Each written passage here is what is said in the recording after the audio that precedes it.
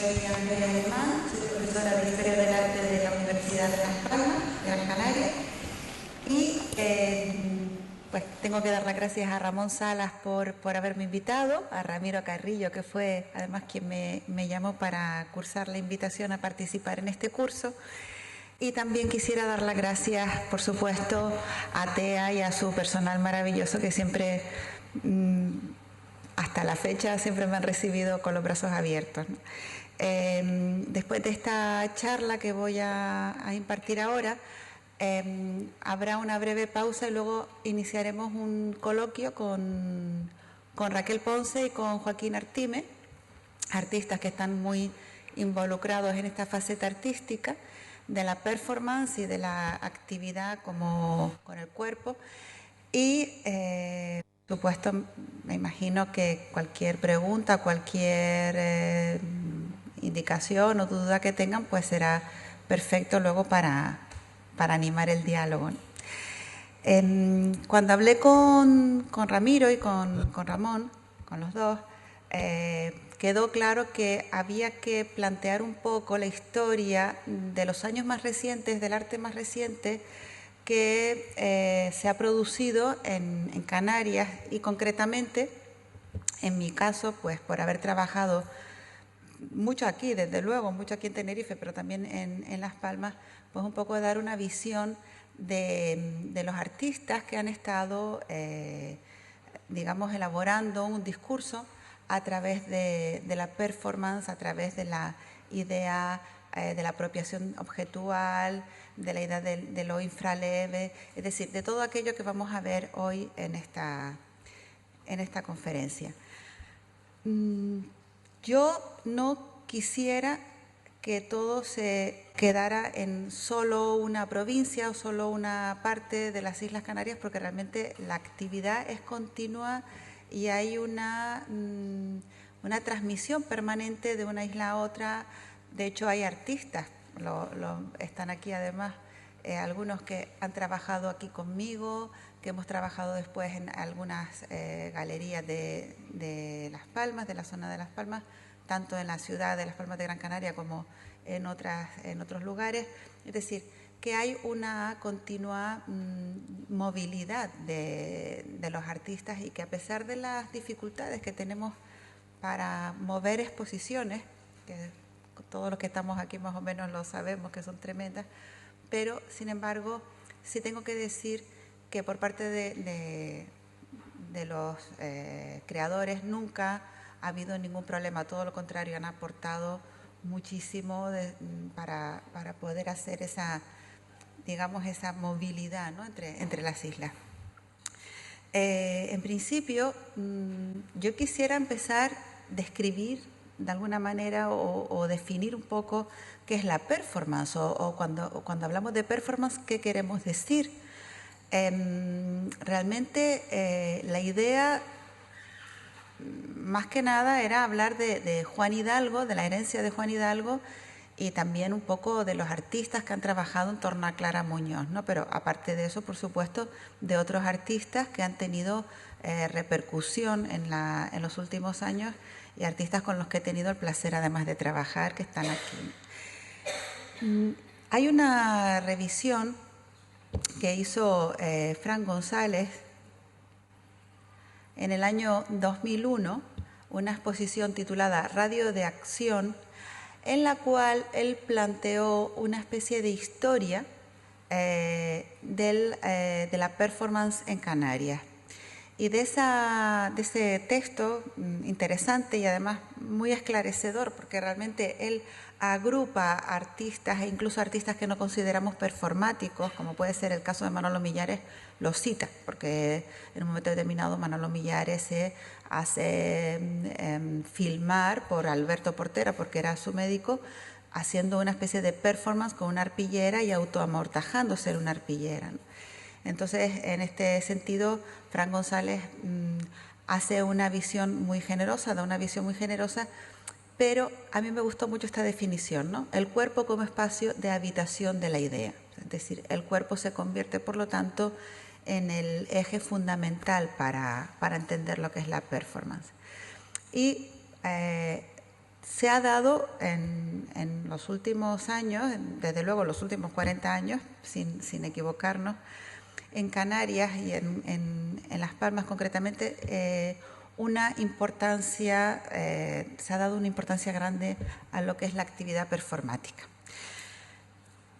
Yo creo que para entenderlo habría que entender una figura fundamental, que es la de Juan Hidalgo.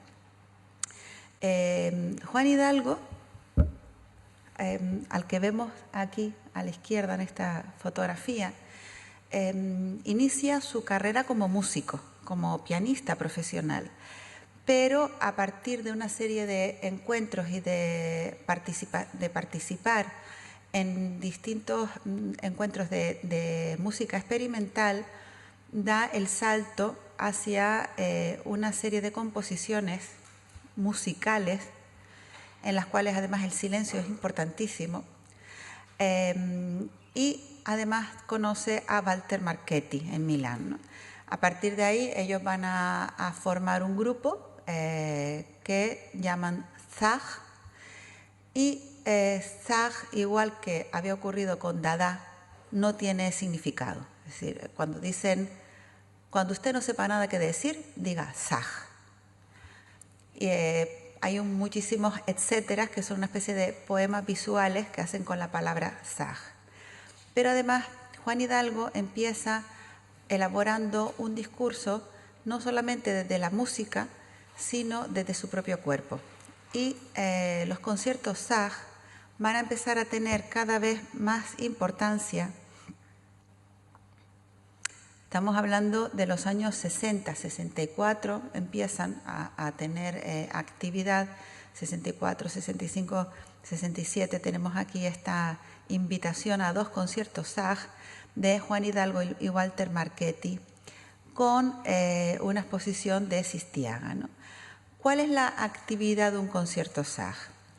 De entrada hay que explicar una cosa importante, y es que la música es el origen de Zag, no es la pintura, no es una, no es una actividad que provenga de las artes plásticas, proviene de la música.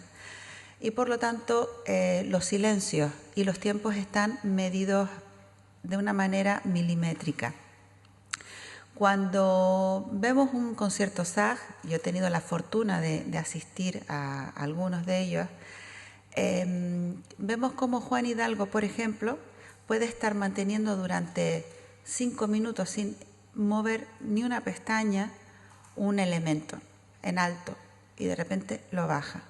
Y entonces su compañero, que puede ser Walter Marchetti, era Walter Marchetti siempre, activa otra cuestión.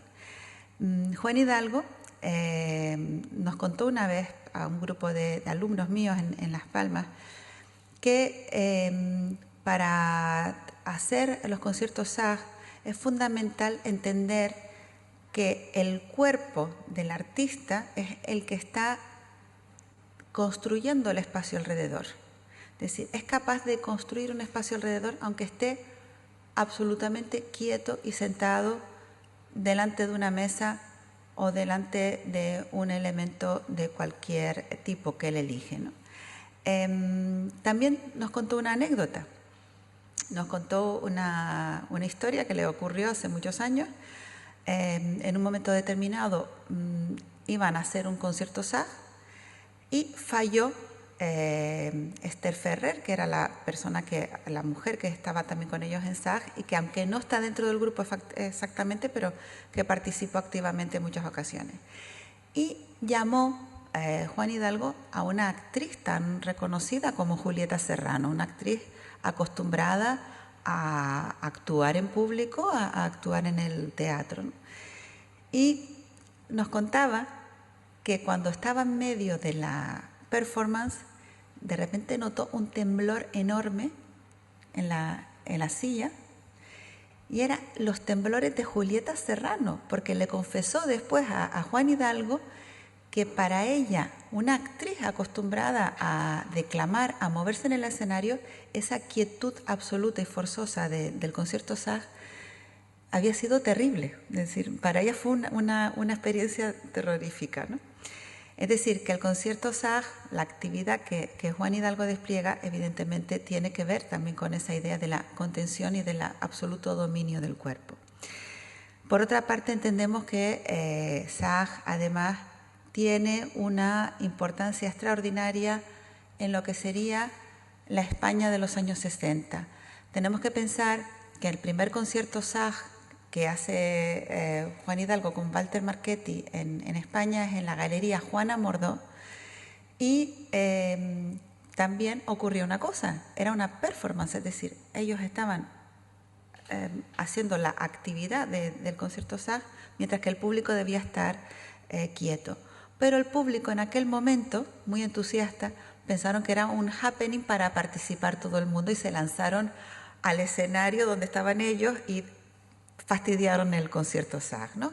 Esta actividad tuvo lugar además durante la inauguración de la exposición Afrocan de Martín Chirino. Es decir, estaban, como vemos, en un momento determinado, en el año 67, donde empieza a moverse algo en esa España franquista y donde también esa actividad no política, pero sí artística, con un alto componente de self-conscious, o sea, de autoconciencia, era importante.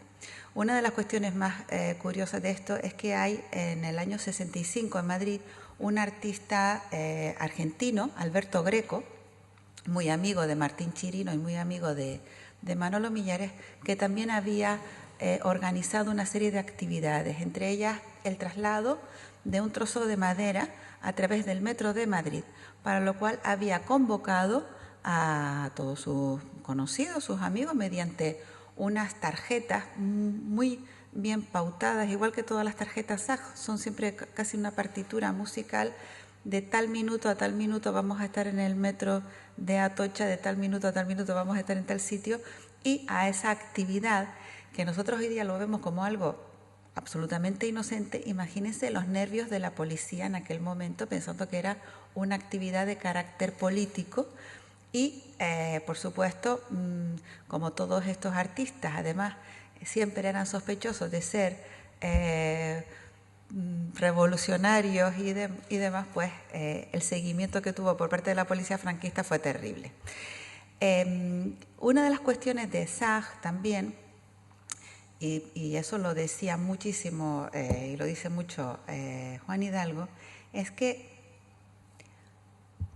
la incomodidad de SAG proviene de que no ocurre nada. Esa es la incomodidad que crea SAG, esa sensación de ese temblor de Julieta Serrano, porque no podía estarse tan quieta, es decir, no ocurre nada. Y ese no ocurre nada viene de lo que ellos consideran su abuela, la nonna, que es Marcel Duchamp, travestido de Rose de la Vie, en esa foto maravillosa de Man Ray. Ellos tienen una broma, SAG es un grupo que funciona mucho con el sentido del humor, y tienen una broma que es el padre es John Cage y la nonna, la abuela, es Rose de la Vie, Marcel Duchamp. Marcel Duchamp, el hombre más inteligente del siglo XX, según André Breton, había, digamos, previsto que el arte iba a dar un cambio total y radical, y no voy a entrar ahora a analizar todo lo que hace el descubrimiento de los ready-made, de las obras que él iba haciendo a través de elementos encontrados, o su magnífico trabajo y obra maestra, a mi entender, que es la Marielle, el gran vidrio, sino también esa broma permanente que permite que, por ejemplo, se transforme en una dama elegante y juegue con las letras de su nombre y con una canción muy conocida, es decir, La Vie en Rose, la vida rosa, él lo cambia por Rose de la Vie. Y Marcel Duchamp además había llamado a sí mismo también Le Marchand de Sel, el mercader de sal, Rose de la Vie, o Robert Muth, que es el que firma el urinario puesto al revés de La Fontaine, ¿no? Entonces, esta idea de lo que sucede es que no sucede nada, es lo que realmente Juan Hidalgo va a asimilar de una manera importante dentro de lo que es la creación de SAG. Pero no pensemos solamente en esa, digamos, esa distancia. También Juan Hidalgo toma muchas veces conciencia, o sea, hace visible su conciencia, que es mucha además, sobre elementos. Por ejemplo, tiene el piano republicano, el piano canario, que son muebles que no son pianos realmente, son elementos construidos a la manera de un piano, o esta bandera italiana tricolor hecha con 3 bebidas diferentes, ¿no? Él pone esa visión de la tricolor italiana y pone un cachorro canario, un sombrero canario, porque es de una serie que se llama Un Canario Más. Es una serie que él realiza en los final de los 90 y que trabaja con muchos personajes de la cultura en Canarias, y entre ellos él mismo se autorretrata como un canario más. Yo, cuando hablé tanto con Ramiro como con Ramón Salas, hablamos de la importancia de hablar y de visibilizar aquí, bueno, por supuesto muy visible, pero de darle una zona importante de visión a Clara Muñoz, la crítica de arte, comisaria de arte, gran amiga, queridísima, que falleció hace un año y que tuvo una labor fundamental en también trabajar y dar a conocer artistas muy importantes, muy interesantes en Canarias, y entre ellos algunos, no todos, porque algunos eran más dedicados a la pintura o superficies más tradicionales, pero sí algunos de ellos, como José Ruiz, por ejemplo, un artista involucrado en lo que es la cuestión performática, vamos a llamarla así, ¿no? Bueno, a José Ruiz además lo vemos aquí, precisamente. Esto es un homenaje que hace Juan Hidalgo a Clara Muñoz. Esto fue realizado hace ya unos meses en la Galería Saro León. Este es el marido de Clara Muñoz, Juan Espino, y su hija Laura, que es violinista, además una excelente violinista, ¿no? Y en este homenaje, por ejemplo, que se tituló Encuentros, Juan Hidalgo hizo una alusión importante a la amistad y a la relación que tenía con Clara, ¿no? Clara, la que vemos aquí en esta foto, tan sonriente y tan bonita, fue además una de las personalidades más importantes, no solamente del arte conceptual, sino también, por ejemplo, en la elaboración de proyectos y de programas para la Bienal de Arte, Arquitectura y Paisaje de Canarias, tanto en la primera como en la segunda, y de hecho su colaboración también se extiende y se implica más precisamente con su marido, Juan Espino, al que acabamos de ver, que además de ser arquitecto interesante, también es un excelente pianista, ¿no? Dicho esto, vamos a ver un poco qué era lo que hacía José Ruiz en este caso. Esta fue la última exposición que Clara comisarió, gran exposición, aunque ella siguió trabajando hasta el final, en 2013, en el Centro de San Martín de Arte Contemporáneo, en Las Palmas de Gran Canaria. El título de la exposición, Democracia y Memoria, ya habla mucho de este, digamos, Gulf Stream, de esta línea conductora entre la performance y la conciencia política, más que la política como activismo, la conciencia política, ¿no? Y José Ruiz lo que hizo fue utilizar imágenes, textos, voces de personas muy, muy conocidas de él, entre otras de la propia hija de Clara. Aquí vemos a Laura, y también, cómo no, de una serie de elementos absolutamente tradicionales y, digamos, simbólicos de una política o de una idea política que él por supuesto, mira con sentido crítico, lógicamente, ¿no? Esta exposición, además, una preciosa puesta en escena de todos estos elementos. Bien, yo quería empezar por aquí, porque sé que si empezaba por hablar de Clara al final podíamos terminar todos, por lo menos yo, con la lágrima en el ojo, y la verdad es que es importante que ella esté aquí con nosotros hoy, pero también darle pie a otros artistas que en este caso pues no han trabajado con Clara o no tanto directamente, pero que también han tenido importancia, ¿no? Pero sí era para mí muy interesante plantear de entrada la estrechísima relación de Juan Hidalgo, del personaje más relevante en cuanto a la actividad de la performance y del arte conceptual, con Clara Muñoz y también, por supuesto, con José Ruiz, que también es un artista excelente. Y vamos a dar de nuevo un saltito atrás en el tiempo para empezar una cosa que, como ven, está también en la época, ¿no? Año 73. Una performance que se titula Franco y que es realizada por Alfonso Crujera y Gonzalo y Paulino Santos. Aquí tenemos una parte, una imagen. Fue una preciosa performance, desde luego muy también arriesgada, porque estamos todavía hablando de la dictadura, aunque fueran los años finales, y estos artistas hacen una intervención. Aquí tienen la fotografía tapada con una tela negra, pero luego la destapan y es una foto de Franco, y entonces intervienen encima de ella, pero además intervienen desnudos, con lo cual la sensación de provocación era considerable, ¿no? Alfonso Crujera, después de esta época como performer, derivó hacia, digamos, unos soportes tradicionales, no, porque es un hombre que investiga muchísimo, pero sí más relacionados con la superficie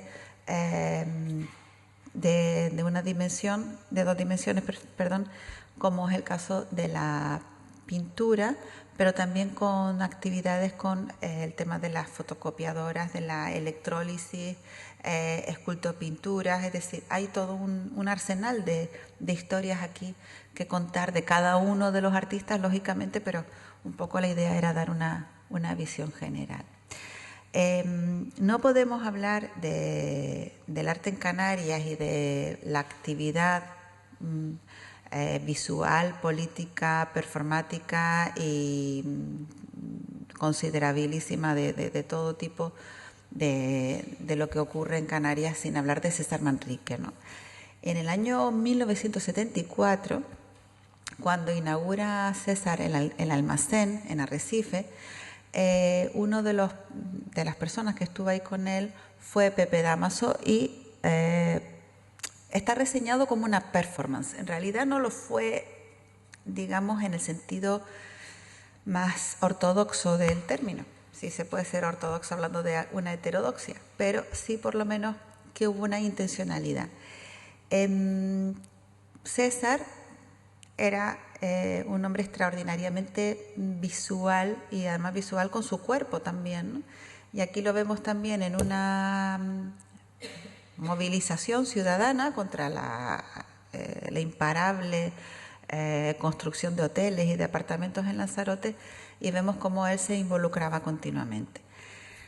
Hay una performance que yo desgraciadamente no tenía las imágenes para traer, pero que sí quiero nombrar, y es que en el año 67 él y Pepe Dámaso se marcharon a Dakar, a lo que fue el Festival de Artes Negras que fundó Leopoldo Senghar Senghor. Este festival duró unos cuantos años, pero luego desapareció y dio pie, fue un poco el embrión de lo que luego se convirtió en la Bienal de Dakar, ¿no? Yo tuve además una curiosidad, porque fue de pura casualidad. Me encontré con Pepe Dámaso en Dakar 2001, y colaboré su montaje en la isla de Gorée con una serie de imágenes de ese primer Festival de Artes Negras y luego con una patera que él había conseguido, y entonces ahí en la patera se metió un joven que estaba en aquel momento con nosotros e hizo una performance de la angustia que suponía llegar en pateras, salir en pateras y demás. Es una performance que desgraciadamente no está documentada visualmente, apenas hay alguna fotografía que tiene Pepe Damaso. Pero sí quería nombrar esto, ¿no? Que de alguna forma tanto él como César Manrique fueron muy activos también en este sentido. Y de esa conciencia y de esa herencia de la performance hay que hablar de Pedro Garel. También otro gran artista, también ya desgraciadamente desaparecido, pero cuya actividad fue excepcional y además es curioso porque Pedro Garel siempre fue, digamos, yo lo pude ver en una performance en Las Palmas impresionante que ahora comentaré, pero su actividad estuvo muy relacionada con ZKM, o KZM, Center for Kunst und Media. El ZKM es un centro para arte y media alemán, y también en Madrid, donde él vivía, ¿no? Entonces su actividad, por lo tanto, reconocida internacionalmente, en cambio en Canarias prácticamente desconocida. Esta es una primera performance que hace, Escultura Viva.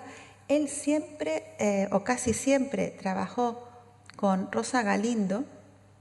Aquí lo vemos en Modus Vivendi, en 1992, en Madrid, en el Centro Conde Duque. Y lamentablemente murió muy joven, murió en el 2005, pero antes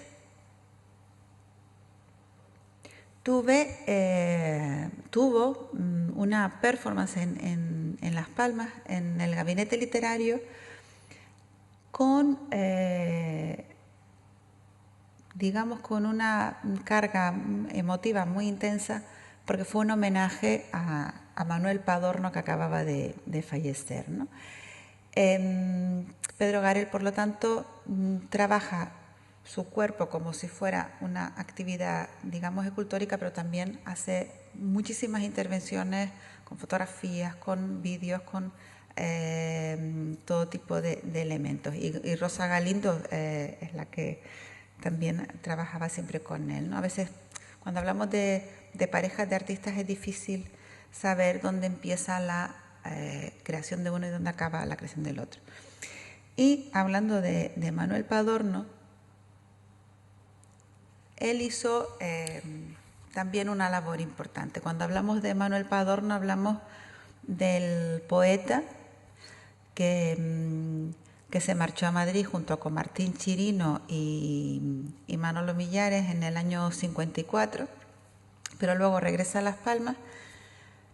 Era un personaje interesante, un hombre de una capacidad literaria enorme, pero tenía además una gran fascinación por un personaje, por un poeta del siglo XIX, del principio del XX, Domingo Rivero, y entonces hace una performance, un paseo. Siempre está la idea del pasear por la ciudad, del utilizar el cuerpo, pero también atravesar la ciudad, ¿no? Que los franceses lo hicieron también con la Internacional Situacionista de Tournemán, el rodear, el ir caminando sin rumbo. Hace una performance como homenaje a Domingo Rivero, ¿no? Quien aparece vestido con este aspecto tan decimonónico como Domingo Rivero, pues era un gran amigo de Manuel Padorno, también desaparecido desgraciadamente, y lo eligió por el parecido que tenía, no porque fuera actor o porque fuera artista ni nada, ¿no? Entonces hicieron un itinerario en los lugares que amaba Domingo Rivero, y entonces iban caminando y recitando en estos lugares los poemas de Domingo Rivero, que por cierto son muy hermosos. Y aquí los tenemos sentados pues junto a la playa de las Canteras. Bueno, estos son un poco quizás los artistas que inician todo este proceso de la performance y del arte conceptual. Pero luego ya entramos, digamos, en unas generaciones más recientes, y aquí a partir de ahora puedo decir que he tenido el placer de trabajar prácticamente con todos, ¿no? Y con todas. En este caso, Montse Ruiz, una artista que tuvo una trayectoria brillantísima, pero que de repente decidió que no quería seguir haciendo proyectos que nunca se llevaban a cabo. Se dedica al diseño editorial, lo hace muy bien además, pero en aquel momento tuve la gran suerte de convencerla para participar en una exposición que se tituló De la pasión y otros enigmas. Esta exposición la monté como elemento de unión de varias mujeres artistas, y al año siguiente, en el 97, la pude hacer aquí en la Sala de los Lavaderos, ¿no? Fue una exposición preciosa, y allí Montse Ruiz hizo dos proyectos. Uno, este era el proyecto que presentábamos en el catálogo, puesto que era un proyecto in situ y no se podía fotografiar antes para editarlo. Era una montaña de sal, una idea poética, y cuando lo hicimos aquí en los Lavaderos me dijo, quiero cambiarlo porque quiero adaptarlo al lugar, ¿no? Y los lavaderos, como tienen esas cavidades que eran los antiguos lavaderos, lo que hizo fue traer líquenes y llenar todos los huecos de los lavaderos de líquenes. Hizo una maravilla de instalación, preciosa. Y después de entonces se cansó de estar también, que eso es otro tema que no entra aquí evidentemente, pero sí que algún día habrá que también que hablarlo, ¿no? Se cansó pues de tocar la puerta de las instituciones para poder hacer algún tipo de obra, y al final lo dejó. De todas maneras, yo no pierdo la esperanza de convencerla algún día para que vuelva a exponer. Esta es otra artista que también ha tenido una gran importancia en el devenir artístico de Canarias, concretamente en la provincia de Las Palmas. Es una artista de origen checo, pero lleva muchísimos años en Las Palmas, Hildegard Hahn, y en esta exposición de La pasión y otros enigmas hizo una especie de revisión del famoso maniquí desnudo que Meret Oppenheim organizó para la inauguración de la exposición Sex en 1966. Hildegard Hahn lo que hace es, yo no sé si lo ven bien, sí, se ve bien. Lo que hace es colocar una mujer, dibuja una mujer desnuda encima del mantel de la mesa, coloca encima distintos elementos alimenticios, y luego detrás también trabajaba con pintura, ¿no? Y me comentaba que ella, ante la propuesta de hacer esta exposición, había pensado, como era una idea de una exposición feminista avant la lettre, porque entonces todavía no se hablaba tanto de la visibilidad femenina, pero sí que fuimos en ese sentido más, digamos, un poco las primeras que nos lanzamos, no digo las primeras, pero de las primeras. Ella quería dar visibilidad también a un hecho que siempre resulta controvertido, ¿no? La utilización del cuerpo desnudo de la mujer como forma de la obra de arte. Conocemos todos ese famoso cartel de Guerrilla Girls, ¿no? Es que las mujeres tienen que estar desnudas para entrar en el museo. Y por otra parte quería también hacer un homenaje a la idea de la diosa nutricia, de la diosa primigenia, como elemento de la tierra, ¿no? Como elemento de la diosa madre. Es decir, una mezcla de conceptos un poco, digamos, complicado de desarrollar en un espacio tan pequeño, pero sí fue interesante. Ahora, la preciosa exposición que hizo precisamente en otro momento fue Cícer, Retrato de un paisaje, en el que desarrolló una labor durante 365 días, no consecutivos, pero sí reales, es decir, cada uno de ellos está documentado perfectamente. Hildegard iba a la playa de las canteras y recogía los trozos de cristal suavizados por la marea. Colocó 365 cuencos con esos cristales, cada uno de los cuales pertenece a un día, es decir, no hay trampa ni cartón, todos son exactos.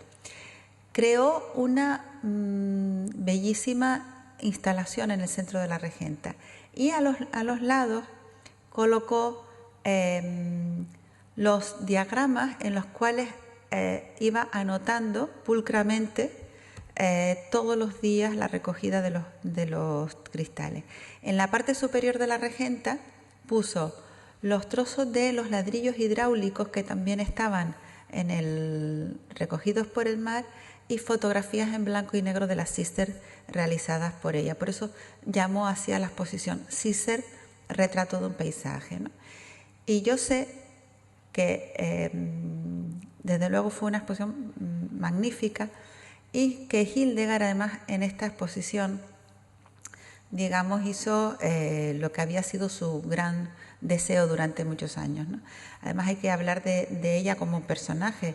Ella que tuvo una educación amplísima de filosofía, que había sido de las alumnas de la universidad que pudieron escuchar a Beuys hablándole del arte contemporáneo, una liebre muerta, es decir, que era una mujer con una actividad intelectual y con un conocimiento de las cosas impresionantes, pues lleva muchos años instalada en Las Palmas y desde luego su actividad, aunque no es muy mayor, pero bueno, ya tiene unos años, ha ido parándose un poco, pero sigue siendo una mujer interesante y activísima, ¿no? Y yo creo que también hay que decir aquí que tanto Clara Muñoz como yo tuvimos siempre la suerte de estar en su casa, es decir, de ser recibidas en su casa, de charlar con ella, de aprender mucho de ella, y realmente es un personaje importante, ¿no?, dentro de este panorama. Aquí tenemos, ay, qué bien que sale en movimiento, Pedro Denis en una de las acciones que realiza, en este caso es face to face, aunque realmente aquí aparece como cuerpo, face to face es la siguiente, perdón, cuerpo a cuerpo. Es un artista también maravilloso, interesante. Creo que además tiene una labor extraordinaria. Raquel Ponce después hablará un poco también porque están ustedes en un proyecto muy bonito en común.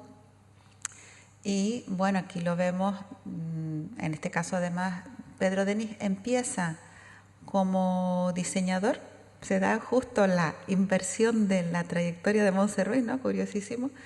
Yo lo conocí además como diseñador y empieza a integrarse cada vez más en el mundo del arte. Tiene una serie de intervenciones, una de ellas fue una propuesta muy bonita en la Universidad de Las Palmas de Gran Canaria en 2003, en una exposición que organicé llamada La mirada alrededor, en la cual participaron 35 artistas, porque era ocupar muchos espacios de la universidad, jardines, interiores y demás. Y él hizo una intervención realmente interesante en la Escuela de Arquitectura y luego paulatinamente se ha ido dedicando cada vez más a la performance y de hecho tiene una apuesta importantísima en la Regenta, que es el encuentro anual y además, ¿no?, de cuerpo a cuerpo. Y aquí lo vemos en Face to Face, que es una de esas facetas de su performance.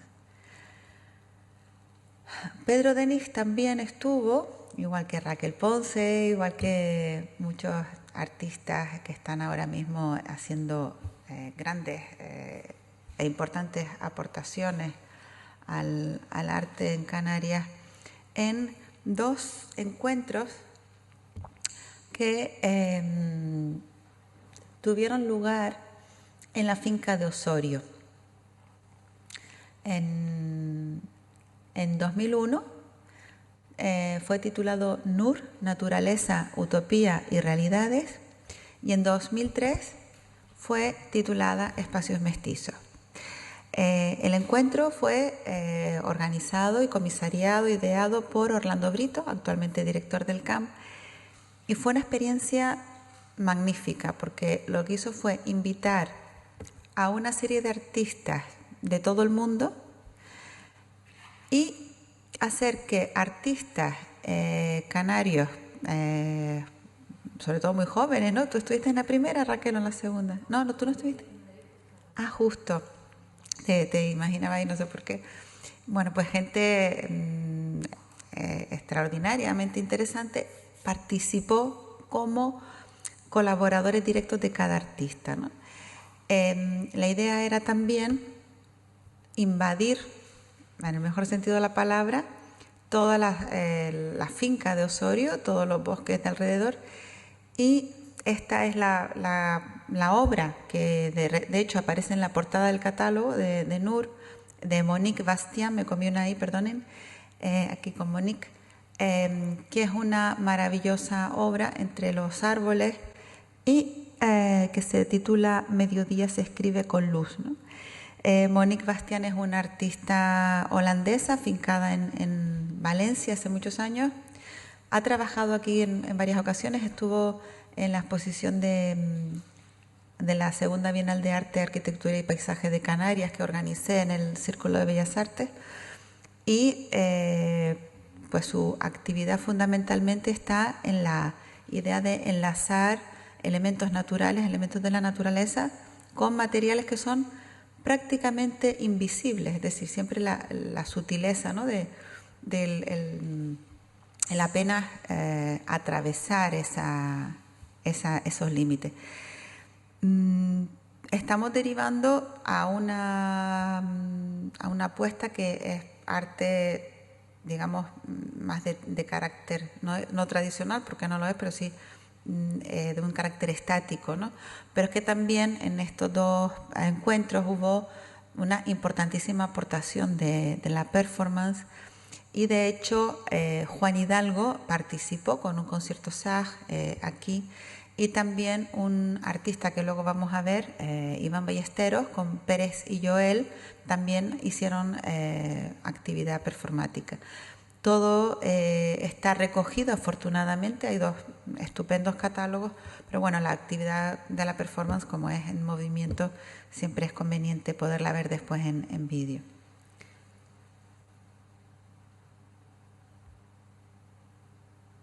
Bueno,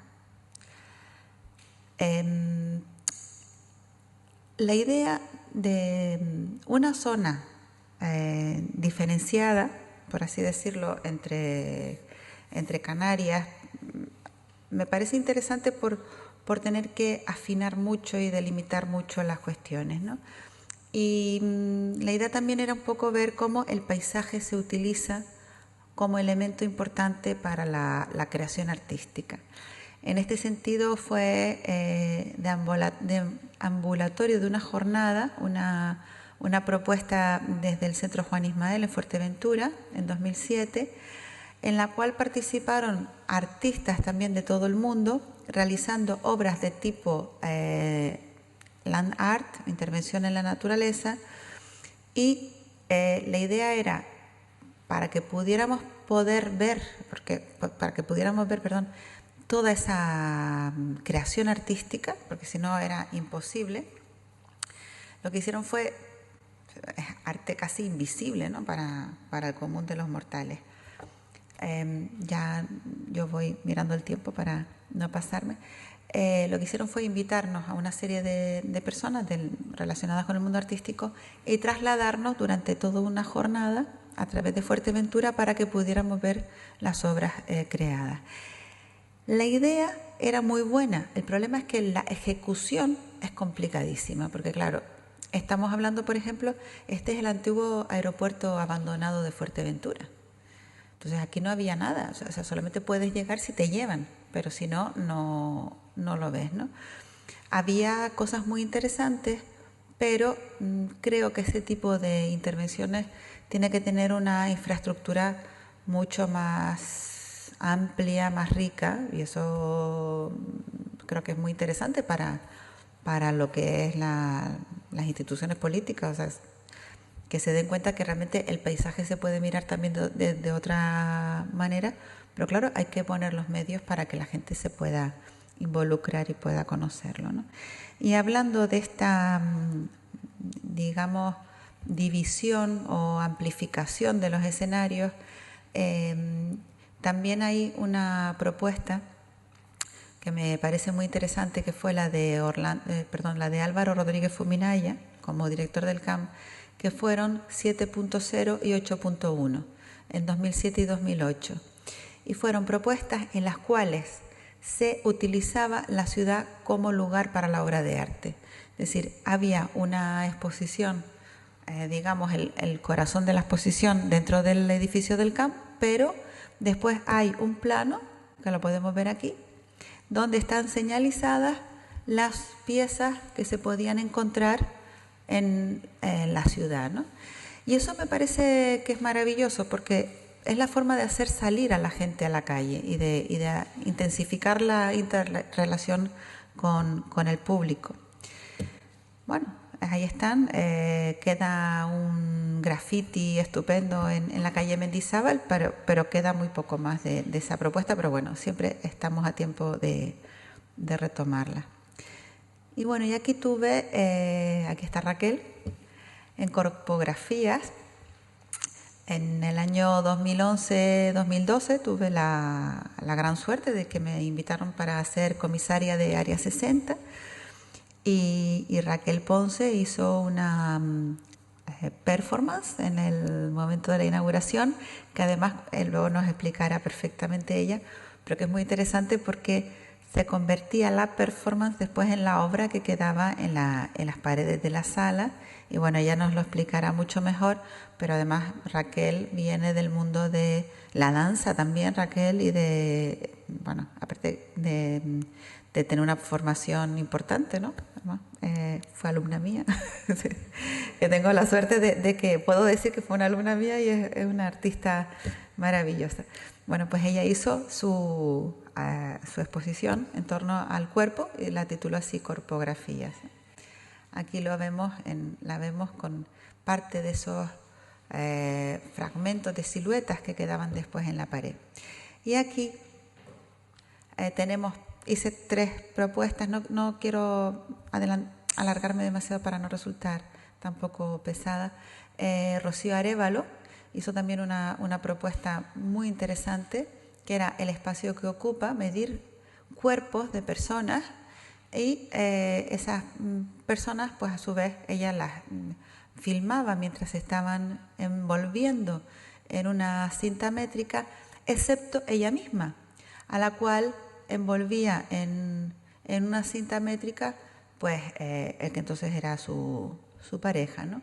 Entonces aquí tenemos parte del vídeo en la cual ella aparece dándose la vuelta, porque además uno de los discursos de Rocío Arévalo es precisamente digamos, la forma en la que la sociedad nos está continuamente forzando a que nuestro cuerpo se haga más delgado, más esbelto, se restrinja más. Entonces ella decía, vamos a ver, realmente cuánto espacio ocupamos, o sea, no solamente el espacio intelectual, sino el espacio físico de verdad, ¿no? Entonces hizo esta propuesta, y lo que quedó luego como final, como instalación, fueron una serie de imágenes filmadas, microvídeos, por así decirlo, en los cuales veíamos distintos personajes envolviéndose en la cinta métrica.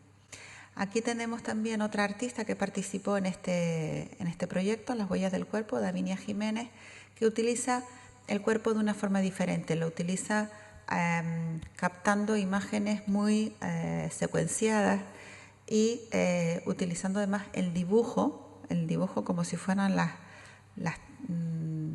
los tochos aquellos de papel que teníamos de pequeños, que hacíamos así y aparecía el Mickey Mouse y se movía, pues ella lo hace con dibujos y lo hace continuamente en movimiento. Y también en este proyecto de Las huellas del cuerpo, Pérez y Joel, aquí tenemos a Iván Ballesteros explicándonos el proyecto que era relacionado con la arquitectura. Y bueno, aquí tenemos también otra artista que está aquí sentada, a Mónica Sardiña, con su obra, que esta concretamente no fue en Las huellas del cuerpo, sino en El cuerpo inventado, gracias a esta obra en la que vemos una imagen radiografiada, también casi fantasmal, de una mujer, también hay un hombre. Gracias a esta obra la conocí, y luego en TEA, aquí en el Área 60, hizo esta propuesta también muy interesante con Corpus y con, luego si quieres, Mónica, ¿dónde estás?